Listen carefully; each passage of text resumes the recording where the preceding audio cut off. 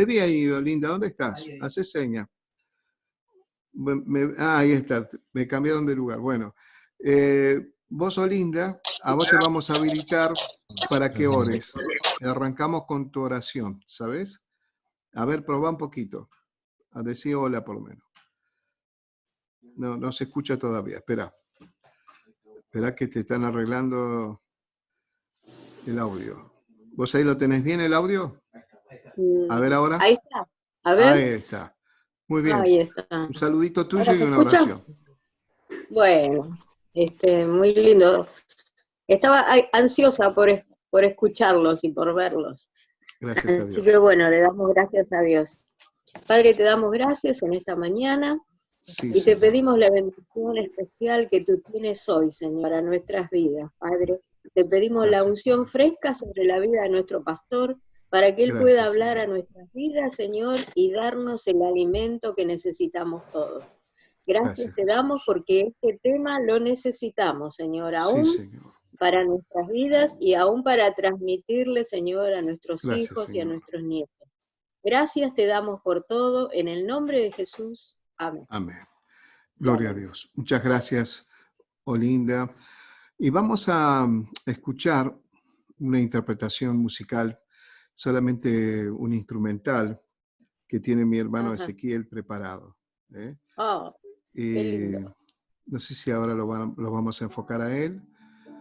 Así, también en tu corazón, orá por él, es un gran muchacho. Ahí Amén. lo tenemos a Ezequiel.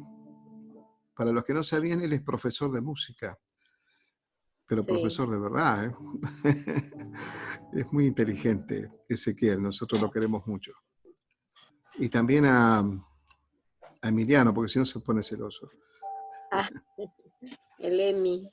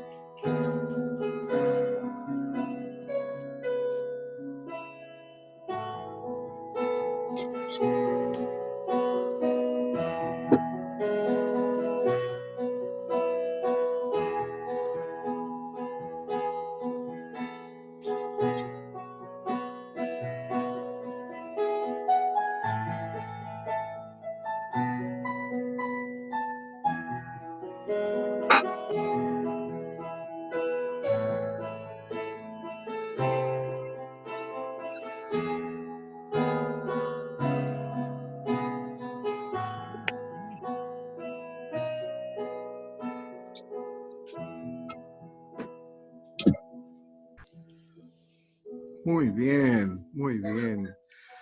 Creo que nos motiva para hacer otra oración. Señor, te damos gracias por este día que nos regalaste, por esta oportunidad de estar en comunión entre nosotros y en comunión por sobre todas las cosas, con vos, buen Dios. Te damos gracias por este privilegio que nos has dado. Más allá de que usemos la tecnología, que no nos podamos contactar físicamente, Señor, pero estamos en el mismo espíritu y es una bendición que podamos hacerlo. Señor, te doy gracias personalmente por cada uno de tus hijos que está escuchando y que está viendo y que estamos atentos a tu palabra. Te damos gracias, bendito Dios, por tu inmenso amor y queremos que el Espíritu Santo hable a nuestras vidas con profundidad. Gracias por todo. En el nombre de Jesús. Amén. Gracias a Dios. Muy bien. ¿Sabes qué iba a decir? Qué lindo es estar en la casa del Señor. Y bueno, esta es la casa del Señor. Es decir, la conformamos nosotros, no el lugar físico precisamente. Aunque por supuesto que es un lugar consagrado para el Señor, vos y yo sabemos que la iglesia no es el edificio, somos nosotros. Y eso es muy bueno tenerlo bien presente. Y yo creo que en esta época que nos toca vivir es cuando más estamos entendiendo que en realidad la iglesia somos nosotros. Creo que este concepto va a quedar marcado a fuego en nuestras vidas. Quisiera leerles un versículo chiquito, porque ustedes conocen la historia también, y se trata del papá de José en el Antiguo Testamento. ¿Te acordaste? El que fue vendido por sus hermanos. Bueno, este es el papá. Y el papá, en un momento, que está en el capítulo 45 del Génesis, en el versículo 28, toma una determinación. Este lo he predicado hace unos años atrás, cuando hablamos de tener determinaciones, ¿no? Como por ejemplo, me viene a la mente la de Josué, ¿no es cierto? Cuando él se puso firme y dijo, yo y mi casa serviremos a Jehová. Es decir, son determinaciones. Qué lindo cuando vos y yo estamos seguros de tomar determinaciones que sabemos que le agradan al Señor, que es su voluntad y que nos benefician a nosotros y a los que nos rodean, ¿no? Dicho sea de paso, justamente, lo de Josué tenía que ver con él, pero tenía que ver con toda su familia, ¿no? Y nosotros hoy estamos enfocados en un tema de familia, lo de hoy. ¿Y de quién te hablo entonces? De Jacob o Israel. Entonces, Israel dice lo siguiente en el versículo 28 del capítulo 45 de Génesis, repito por las dudas si fue muy enredado como lo dije, Génesis 45, versículo 28. Entonces dijo Israel, basta, fíjate ahí también, ¿no? Determinante. José, mi hijo, vive todavía. Iré y le haré y le veré antes que yo muera. ¿No? Mirá qué palabras estas, ¿no? Bueno, ya hemos orado que el Señor nos guíe, pero es interesantísimo esta actitud de este padre que estaba muy dolorido. Ustedes recordarán que sus hermanos, los hermanos de José, porque José era el hijo preferido de Israel.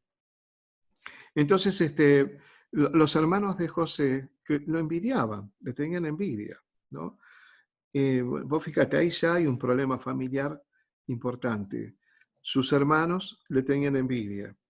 Su padre tenía preferencia por José, es decir, que era su hijo favorito. Fíjate, digamos, te cuento todo esto, de paso, ahí ya de una se ven un montón de problemas que nosotros tendríamos que evitar, ¿no? Nosotros como padres no tenemos que tener hijos preferidos.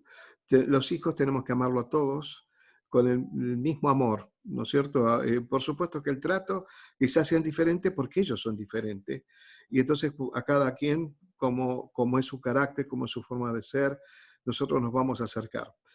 Pero el amor es lo mismo, tenemos que ser un amor, tiene que haber un amor equilibrado, ¿no es cierto? Es muy importante eso. Pero bueno, acá Israel tenía su preferencia por José y era muy notable. Eso despertó más vamos a decir, cierto celo, ¿no? Y envidia a la vez, por José. Es decir, los hermanos envidiaban a José. Más allá si pertenecían a otra madre, lo que fuera, era, digamos, tampoco era algo anormal, era muy común todo eso en esos tiempos, ¿no? Pero bueno, había ese celo, esa envidia, al punto, primero lo querían matar y después decidieron, porque uno de los hermanos lo favoreció, decidieron venderlo después. Lo metieron primero en una cisterna y ahí lo tenían, tomaron una decisión hasta que lo vendieron a unos mercaderes que iban en dirección a Egipto. Lo vendieron como esclavo y allá se fue. Bueno, toda la historia de José, ustedes recuerdan, ¿no? Que es un hombre que caía en gracia donde estaba, más allá de las injusticias que les tocó vivir, él llegó al final hasta el palacio del faraón, porque el faraón había tenido un sueño. ¿Te acordás eso de las 7 vacas flacas y las 7 vacas gordas? Y que las vacas flacas se comían a las gordas. Y nadie le podía decir, bueno, qué significado tenía todo eso. Entonces, uno que era el copero del rey se acordó y le dijo, bueno, yo conozco uno que estaba en la cárcel conmigo y que él discierne los sueños. Y lo trajeron ante el faraón. Y él le dijo que iba a haber 7 años de abundancia y 7 años de escasez. Entonces, ¿qué pasó? Había llegado el tiempo de escasez. Y cuando llegó el tiempo de escasez, hubo mucho sufrimiento, ¿no? Y entre los que sufrieron, por supuesto, fue su propia familia. Podemos decir, como, volviendo al pensamiento que hacemos los lunes, una calamidad, como las de que decía Jesús, ¿no? Esas señales que están dentro de las calamidades, como era el hambre, los terremotos, las pestes, ¿no? Son calamidades. Nosotros hoy vivimos una calamidad. Eso es lo que estamos viviendo ahora.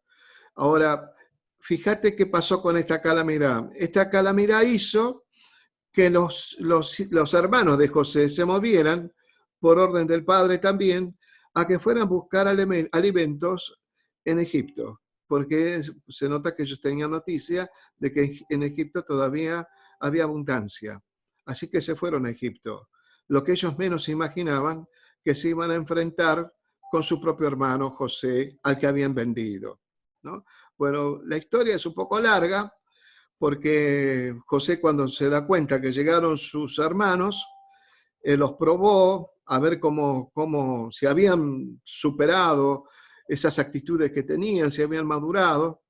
Entonces retienen a uno de ellos para que vaya y traigan al menor, ¿no? Entonces retuvieron a Simeón y mandaron, o mejor dicho, los mandó a que trajeran al más chico, ¿no? Y entonces, cuando trajeron al más chico, también los retuvo, quería retener al más chico, y los hermanos dijeron, no podemos ir, preferimos perder la vida, pero no perder a nuestro hermano. Habían cambiado totalmente. Es decir, la desaparición de José provocó en ellos realmente un pensamiento quizás de remordimiento, hasta de arrepentimiento probablemente, porque después se ve, y bueno, pero no habían logrado superar esa angustia interna que tenían, ese dolor. Y el que más sufrió fue su papá, que estuvo con ¿cómo se dice? Un luto, ¿no es cierto?, exagerado, ¿no? Le llevó mucho tiempo, el duelo lo llevó mucho tiempo. Un duelo, por regla general, puede llegar hasta 2 años, pero cuando ya pasa los 2 años, ya estamos frente a un problema patológico, ¿no? Ya hay un problema serio. Bueno, el padre tenía un problema serio, y entonces había pasado esos 2 años, y seguía en angustia. Él se sentía como que ya había llegado al propio Seol. Él mismo lo menciona. Bueno, pero en algún momento de las circunstancias, José le pide que venga el padre y le revela a los hermanos quién era él, ¿no? Es decir, lo que pasó allí, que hubo una relación de familia, una reunión, quiero decir, de familia, que Dios mismo permitió, donde José pudo confesar quién era él, donde los pudo perdonar y donde ellos también se arrepintieron de sus errores, se disculparon y se empezaron a sanar las heridas, ¿no? Trajeron al padre, el padre primero no quería venir, tenía temor, pensaba que podría ser una trampa, pero al final dijo, basta, tengo que ir a ver a mi hijo. Al final mi hijo vive, ¿no? Fíjate, ¿no? Esto dicho sea de paso, cuántas creencias erróneas tenemos nosotros que nos atan en la vida y pasan los años y no lo podemos superar pensando en que es imposible, ¿no? Esto es otro tema, pero viene bien, ¿no? Hoy hablábamos acá con los muchachos sobre el elefante, que cuando desde chiquito vos lo pones con una estaca y el elefante no puede con la estaca porque es chico y quiere salir porque está atado a la estaca con una soga, pero no puede salir, y él cree después que no va a salir nunca más, ¿no? Es una indefensión aprendida, dirían los psicólogos, ¿no? Y entonces no intentó más, ya era grande el elefante, pero nunca más intentó despojarse de esa estaca. Con digamos, el tamaño que tiene que logró el elefante, con levantar la pata ya era suficiente, pero no, él siguió con ese pensamiento el elefante, ¿no? Dice que el elefante tiene mucha memoria y entonces le quedó grabado de que era imposible. Bueno, muchas veces nos quedamos atados a ese imposible. Fíjate que esto también sirve porque esto son cosas para analizar durante la cuarentena, ¿no? Bajo la calamidad les sirvió a ellos para tener una reunión familiar y para sanar sus heridas. Bajo esta calamidad de la pandemia, ¿no? del coronavirus, bueno, tenemos la oportunidad para sanar nuestras heridas. Este es un tiempo para sanar nuestras heridas en la familia. Dios quiere que nuestras familias estén sanas, ¿no es cierto? Perfectas no vamos a ser, pero que estemos sanos. Entonces, ahora tenemos que pedirle al Señor que nos muestre qué cosas tenemos que comenzar a sanar. Ayer hablando con la gente de Houston, fue muy lindo, algunos hermanos me acompañaron y algunos están ahora también y saben lo que hablamos, y hablé sobre los conflictos no resueltos. ¿Cuántos conflictos tenemos nosotros en el hogar, en la familia, que no son resueltos todavía? Y eso puede generar una crisis también. Por un lado tenemos la crisis externa, yo le decía a los hermanos anoche, una crisis que nos presiona, la crisis de la propia enfermedad, lo que nos genera a nosotros, que nos puede generar temor, por supuesto, es natural que tengamos cierto miedo, ¿no? Mi señora no debería haber ido, pero bueno, con todos los recaudos se fue con mi hija al supermercado a comprar, ¿no? Entonces, cuando estaba en el supermercado, bueno, veía que la gente como que se asustaba una de la otra, ¿no? Como que tenían miedo. Bueno, puede pasar porque vivimos bajo esa presión que nos genera cierto temor. Ahora, la presión que nosotros vivimos, que es mundial. Yo le decía ayer que por lo menos la mitad del planeta tiene sus hogares, o la gente encerrada en sus hogares, haciendo la cuarentena. La mitad del planeta seguramente está metida en su casa. Eso es interesante, es algo para analizar también. Ahora, la presión la recibimos todos, la presión del virus, ¿no es cierto? Los recaudos que se toman se hacen por responsabilidad, pero también a veces por miedo, obvio. Y nos saludamos con el codito, ponemos en la puerta una especie de alfombra con algunos ingredientes que son desinfectantes, ¿no es cierto? Para que cuando pongan ahí los pies, los que vienen a entrar a la casa, que salieron previamente para hacer una compra y volvieron, ¿no? Esto del barbijo, bueno, todas estas cosas que tienen que ver, por un lado, por la responsabilidad y por otro lado, quizás por el miedo. Esto presiona sobre nosotros, presiona sobre nuestra economía. Hay gente que se quedó sin trabajo, hay gente que tiene con lo justo, está con lo justo o con los ahorros, ¿no? Entonces también presiona. Hay presiones de afuera. Yo les hacía recordar a los hermanos lo que dice Santiago, que estemos alegres, gozosos, cuando estemos como sumergidos en diversas pruebas, ¿no? Cuando estamos bajo la presión de muchas pruebas, que nos pongamos contentos. Y uno dice, ¿cómo, Santiago? ¿Cómo nos vamos a poner contentos? Y sí, porque él ve el producto final. El producto final es que la prueba nos va a perfeccionar, que vamos a ser personas más maduras, que vamos a madurar, que vamos a crecer como personas y con un propósito de Dios. Esa es la idea. Entonces, es motivo para alegrarse, dice Santiago. Bueno, nosotros estamos bajo presión, no solamente por las presiones externas, que pueden ser sanitarias, económicas, políticas, sino que además las internas también, porque la convivencia no es fácil. Y en esta convivencia que tenemos, que no es la común, porque el varón iba al trabajo, afuera, a la oficina o a la fábrica o a su negocio, lo que fuera, y luego volví a la casa y bueno, quizás la forma como estaban dadas las cosas era llevadero, pero ahora la convivencia es más fuerte. Y resulta que nos damos cuenta que hay conflictos que no han sido solucionados. La suma de conflictos no solucionados produce crisis. Acordate esto, la suma de los conflictos no solucionados generan crisis. Entonces algunos hogares entraron en crisis y esas crisis provocan muchas veces palabras violentas, actitudes violentas y hasta violencia física, no solamente psicológica, ¿no? Es decir, que hoy se escucha las cosas que están sucediendo en algunos hogares, en principio de gente no cristiana, pero también de cristianos que tienen ciertas presiones y que viven como un mini infierno en su casa a causa de las crisis, por conflictos no acordados, no arreglados. Ese es el problema. Porque muchas veces se hizo un como sí. Es decir, bueno, se solucionaron las cosas aparentemente, como para seguir piloteando, pero en realidad no se arreglaron las cosas y no se hablan las cosas.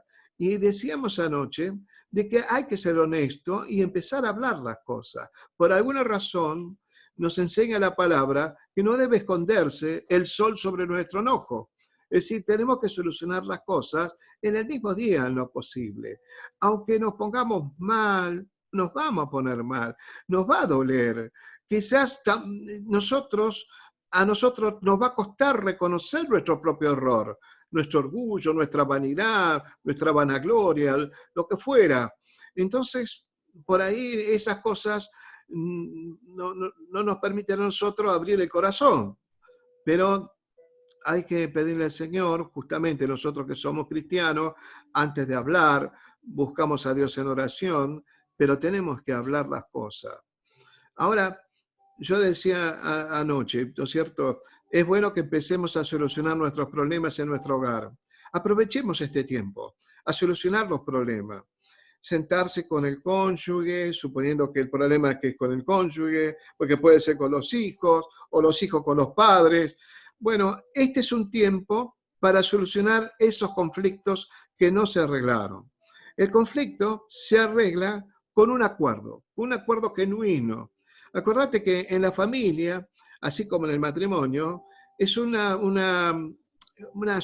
asociación, vamos a decirlo así, afectiva, amorosa, de acuerdos. Siempre estamos acordando cosas, siempre vamos a estar acordando cosas. Es así.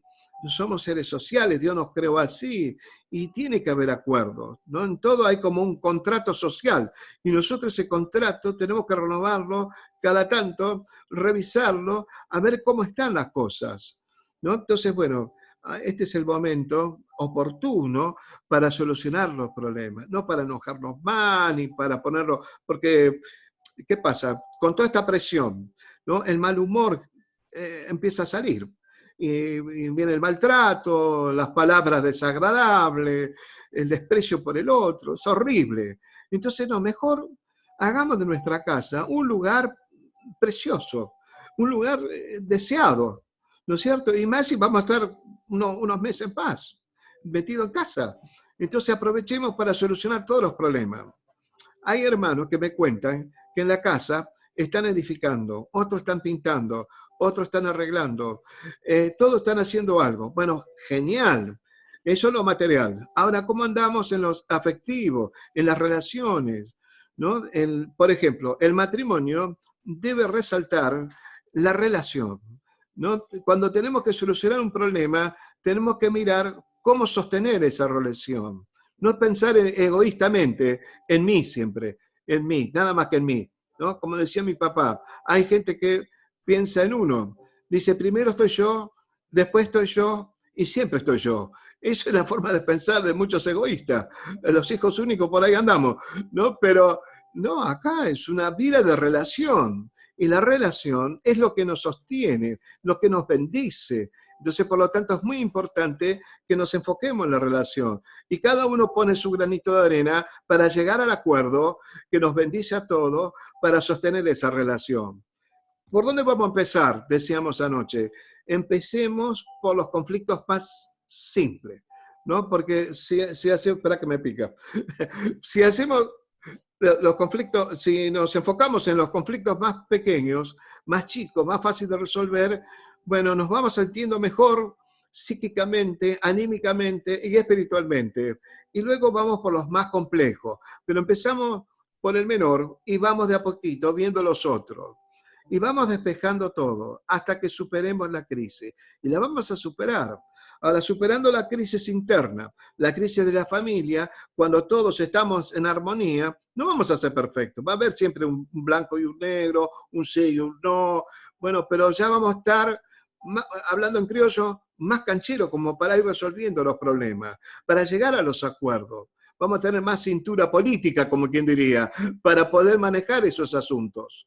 Y Dios quiere que seamos sabios en este aspecto, ¿no? Porque cuando nosotros logremos eso, entonces vamos a mirar ahora los otros problemas que nos presionan y no le vas a tener tanto miedo porque, primero, tenemos a Dios y segundo, la unidad de la familia te hace fuerte, te hace muy fuerte para enfrentar todas las circunstancias que se te presente, ¿no? Yo le decía ayer a los hermanos, porque era una reunión matrimonial, ¿no? De que la imagen que yo tengo de un matrimonio es la de dos espadachines que están espalda con espalda defendiéndose de los agresores, ¿no? Cuidando la espalda del otro, cada uno. Así lo veo en los matrimonios, ¿no? Es una imagen que yo tengo, ¿no?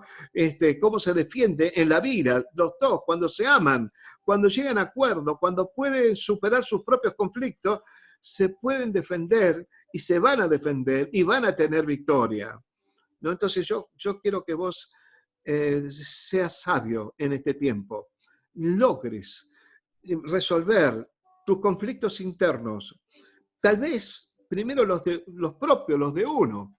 ¿Cómo andamos con el tiempo? Muy bien, no sé si me dijo que ando muy bien o 5 minutos. Bueno, 5 minutos.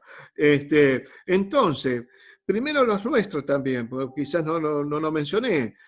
Pensar en nuestros conflictos internos. Dios quiere que estemos en armonía con Dios y en armonía con nosotros mismos. Es muy importante. Acordate lo que dice justamente Pablo cuando habla del fruto del Espíritu. Las primeras 3 virtudes tienen que ver con la armonía interna, con el mundo interno de nosotros, y tenemos que estar en paz. Justamente dice que amor, gozo y paz. No sé si es exactamente el orden, pero sé que primero es el amor, que abre el abanico de las 9 virtudes del fruto del Espíritu. Entonces, esas tres primeros, esas tres virtudes son las que nos generan a nosotros un equilibrio en la vida. Y no son virtudes naturales, son sobrenaturales, provienen de Dios y nos da una estabilidad interna. Aunque alrededor nuestro haya guerra, haya problemas, haya situaciones difíciles, el mundo interno está en armonía, puede por ahí moverse un poquito, pero siempre se estabiliza porque tenés a Dios en tu corazón, que estabiliza digamos, emociones, tus sentimientos, tus pensamientos, ¿no? Y eso hace de que estés bien. Primero la aceptación a sí mismo, aceptate como sos, ¿no? No quiere decir que le estás dando luz verde a tu propio pecado o a mi propio pecado, sino reconocer que somos pecadores y que tenemos perdón de parte de Dios y que podemos rendirnos a Él y que podemos lograr una salida. Entonces, no te subestimes, ni pienses que sos poca cosa. Dios te ha hecho un sacerdote, sos rey y sacerdote, dice la Sagrada Escritura. Entonces no sos cualquier individuo, sos una persona que sos un hijo de Dios, una hija de Dios. Por lo tanto, empezate a aceptar a vos mismo y organizá tu mundo interno. Perdonate tus propios problemas o tus propias, digamos, actitudes que vos sabés que estuvieron mal y que no te sabes perdonar. Sabete perdonar. Entonces, resuelve los problemas internos, resolver los problemas de la familia y vas a estar mucho más fortalecido para enfrentar las otras cosas. Las otras cosas, puesta nuestra fe en el Señor, la vas a poder superar. Qué bueno saber de que en Él, en el Señor, tenemos todo, ¿no? Hay un dicho que dice, si tenés todo y no tenés a Dios, no tenés nada. Pero si no tenés nada y tenés a Dios, tenés todo, ¿no? Y bueno, hay que entenderlo, hay que entenderlo. Pero es así, porque cuando tenés a Dios, tenés todo. Y eso es muy importante. Entonces, Dios, que te prepara, te capacita para esta vida, te va a dar todas las herramientas, todo lo que necesitas para superarte. Dios te preparó para eso. Y no estemos esperando que todos nos den elaboradito, preparadito. No. Dios quiere que vos trabajes con tu cabeza, con que vos mismo afrontes tus responsabilidades, ¿no es cierto? Y Él es tu respaldo. Él es tu respaldo. Él no te va a dejar solo, no te va a dejar sola. Y vas a ir adelante. Entonces, orá por aquellas cosas que vos ves que son difíciles de superar, sobre todo si en tu familia no son todos cristianos. Entonces, orá al Señor para que provoque las cosas, para que llegue un momento en que te puedas reunir con tus seres queridos, como le pasó a José y como le pasó al padre de José. Ellos estaban entristecidos por lo que había pasado, pero Dios provocó un encuentro a través de una calamidad. A través de esta calamidad, Dios nos permite a nosotros tener un encuentro, sí o sí. Esto es forzado, ¿no es cierto? Y vos te querés escapar, te agarra la policía afuera y te dice, ¿qué hace el señor afuera? ¿No sabe que está en cuarentena? Vaya adentro.